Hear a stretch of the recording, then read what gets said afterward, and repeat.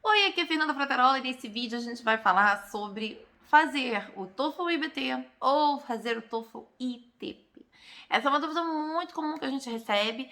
Ela é principalmente feita por alunos que querem fazer programas de mestrado e doutorado no Brasil, porque as instituições de ensino aceitam as duas provas, né? Então, por exemplo, a USP, você pode fazer o TOEFL ITP, pode fazer, em algumas situações, o TOEFL IBT. Então, a gente tem universidades que vão pedir para que você prove proficiência no inglês e vão aceitar as duas provas. Quando a gente está falando de universidades internacionais, a gente tem aí 99,9% das vezes o TOEFL IBT, o TOEFL ITP não é uma opção, né?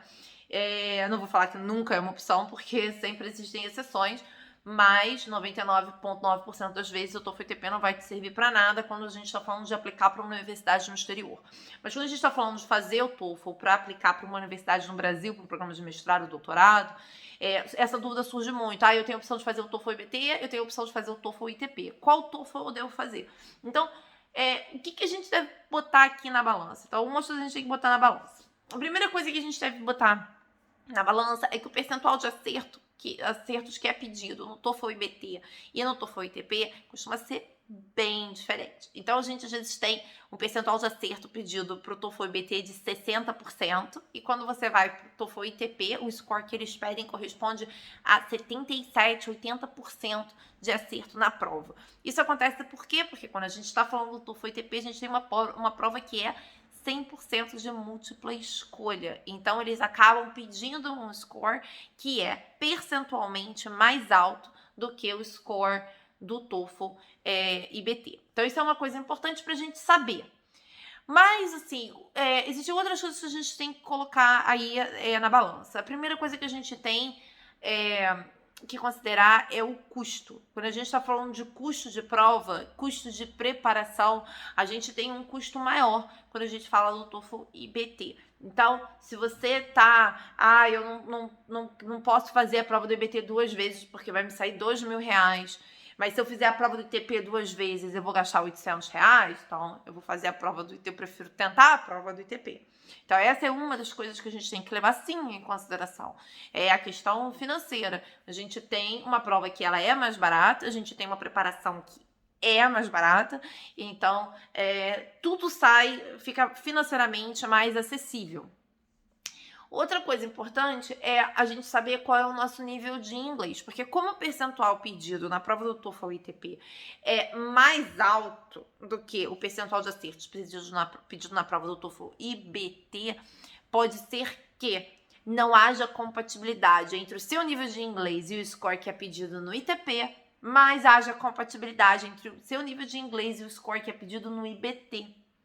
Então, é importante sempre a gente buscar essa informação. Então, eles estão pedindo 500 pontos. É o que a gente tem mais comum, que a gente escuta.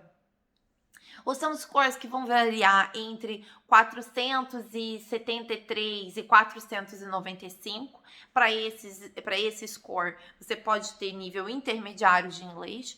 Quando a gente está falando de scores acima de 500, que geralmente o que eles pedem é ou 523 ou 547, ou scores mais altos, o ideal aqui é que você já esteja nível B2, que é o Upper Intermediate, que é o de intermediário para o avançado, né? Então você não é nem avançado, mas você também não é um intermediário no meio ou começando, você já é um intermediário mais alto, mais para o avançado.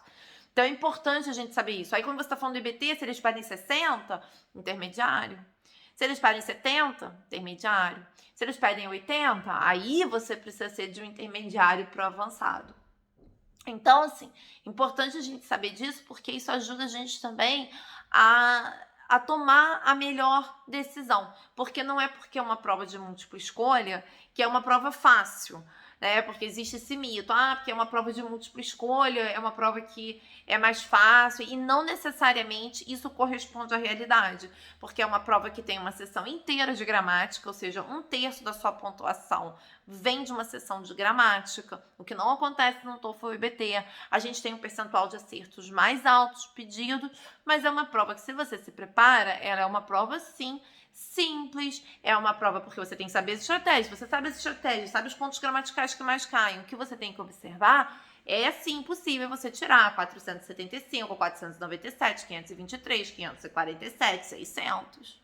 Então, é importante você ter isso em mente, saber que tem essa questão do custo, sabe que é diferente, saber que uma prova é mais barata que a outra, saber que a preparação de uma é mais barata que a outra, mas ao mesmo tempo você ter esse conhecimento de que há uma diferença, sim, de percentual de acertos, né? Quando a gente está falando aí de conseguir o score que você precisa, então é importante sempre você levar em consideração o seu nível de inglês e o quanto tempo você tem para se preparar para a prova, porque se você tem um pouco mais de tempo, você pode trabalhar um pouco mais o seu nível de inglês para chegar no nível de inglês que você precisa ter para tirar o score que é pedido na prova do TOEFL ITP. É isso aí. Se você tiver qualquer dúvida, quiser saber se o seu nível de inglês é compatível com o score que você precisa tirar, você pode deixar aqui nos comentários para mim que eu te digo. Um abraço, não deixe de deixar o seu like e se inscrever no canal. Um abraço, até o próximo.